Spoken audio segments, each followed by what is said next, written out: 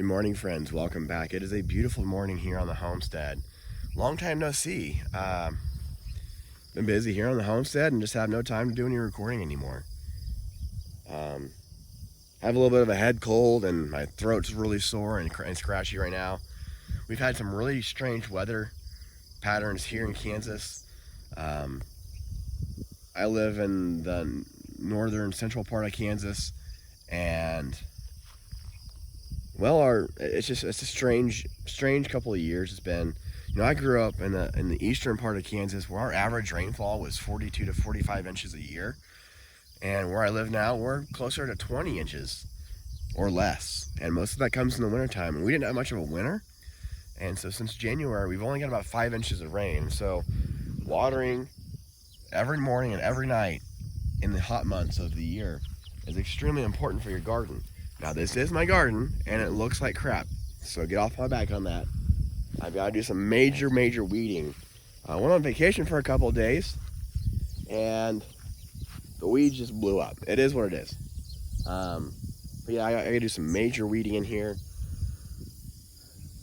Like I said, we've only got about 5 inches of rain since January, but miraculously, the grass and the weeds still grow. It's crazy. Anyhow, we've had some really strange weather patterns here in Kansas, and I'm sure some of you guys have seen the reports of 10,000 cows dying over in southwest Kansas at a feedlot. Now, I'm in the more north central area of the state of Kansas, and so I'm not so much in a drought, but we are in drought conditions where I live. I do know in the southwest portion of the state, it's more of a dry, arid desert. They're less than 12 to 15 inches of rain a year on average, and they've been in a drought for a decade or more. I know there's been a couple of years in there where they've actually got some rain to get them out of the severe drought stages, but they're pretty dry down there. And the report was that there was 10,000 cows that died overnight. Now, I'm not a cattle expert, but I do know numerous people who work in the industry of, in the feedlots. And from what I've gathered, it was only a couple thousand spread across several feedlots. Now, I'm all for a good conspiracy because there's been some strange things happening, with the cattle or the chicken farms and the processing plants and all these things burning down and birds dying, cattle dying, hogs dying, this and that. And there could be a conspiracy with these cattle could have been poisoned, I guess. But I'm gonna wait on the side of not so much a conspiracy, but just a strange weather event that managed to take a couple thousand cows spread across numerous feedlots. Now, if you've ever driven past a feedlot, you know that they are wide open space. Some of them could be 100 acres, some of them could be 20 or 30 acres, or bigger or smaller, whichever way. They've got feed out there, they've got water troughs, and for the most part, the cattle strive towards the end of the days. The only reason feedlots exist is to feed the masses.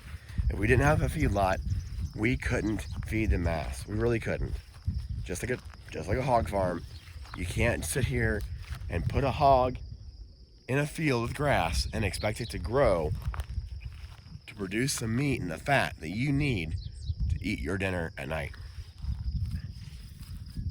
So basically what happened is that the area, I think it was Ulysses, Kansas, the area that these cattle passed away in, they had a humidity rise because of the rainfall they got. The heat came with it. They were hot they were over 100 degrees for a day or two in the daytime. The night times didn't really cool down, and then nighttime is when cattle release the heat they've absorbed through the day hours. And since the nighttime didn't actually cool down a whole lot, those cattle absorbed it, kept it in, and then the next day when the heat came up, They were already kind of stressed out, and that's what did their body in. And 100% honest, you would do the same thing. I bet if you went outside in 100+ degree heat all day long, sat out in the heat all night long, couldn't disperse that heat, didn't get enough moisture, didn't have the airflow, and then the next day come on and the heat got to you again, it may take you a little bit longer, but your system's going to shut down. It's going to happen to a human just as much as it would a cow. So, like I said, I don't believe everything's a conspiracy. I like a good conspiracy. I want to entertain them. But there's just some things that we need to understand that isn't always a conspiracy. But let's go back to our weather here. I mean, this time last year we had like 8 or 9 inches of rain. I mean, the 4th of July is coming up pretty soon.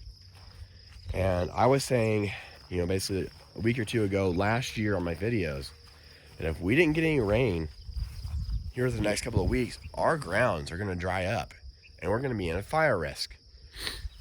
Well, here we are. We haven't got rain for a couple of weeks and our grounds are drying up. I've got grass planted down here. I've been watering this run right here every other day, regularly. And the ground can't soak it up enough. I can't mow it because it's dying. And so I want to make sure it stays hydrated so I can mow it to get grass established. That way we're not dealing with dust every single day. So with that, you know, we're dealing with these odd temperatures where we live here in Kansas. Things happen. Could it be a conspiracy? Could they be perpetrated by the government or whatever it is? Absolutely. Sure. And you can argue one way or the other to your heart's content. And I'm not going to try to get into that today. I'm not going to argue against it, but I just don't have the time to argue for it, just because it's extremely time consuming to argue with it right now. But anyways, yeah, it's the homestead's doing good. Birds are doing fantastic. I've got like 40+ chickens now, and I'll get you an update on that soon. But the bees are doing fantastic. In fact, I might toss in a video from feeding the bees the other day. I got stung about 2 weeks ago for the first time in like 15 years. And that sucked. I remember, I was probably 20 years ago now. Yeah, I was like 8 or 9, maybe a little bit younger. Would have been 25 years ago. I was riding through this old bike path, and I came to the top, and this hornet's nest, or a wasp nest, was in a tree, and I brushed it with my bicycle bar, knocked it down, and I got stung in the middle of my back, and that thing swelled up to the size of a golf ball. Of course, I'm a little kid, right? Well, this one, I was smoking the bees. We were doing the beehive check right down there, and I was smoking it. And this bee said, "I'm having enough with you," and he stung me right on the back of the neck. Of course, it was pretty strong to begin with. Pretty strong to begin with, and it hurt. And then it went away. And then, I don't know, 3 or 4 days later, it was a wake-up call. I woke up, and I had this giant knot feeling in my neck. And it felt like I was sitting on a softball. I couldn't move my neck this way. It was hurting and throbbing so bad. But, you know what? I got over it. Unfortunately, I haven't got stung since, but I'll show you that, the video of me feeding the bees here in a minute. You know, if you're calm, they're calm. That's why I always say, keep calm and carry on. Anyways, stay safe, and I'll see you in the next one.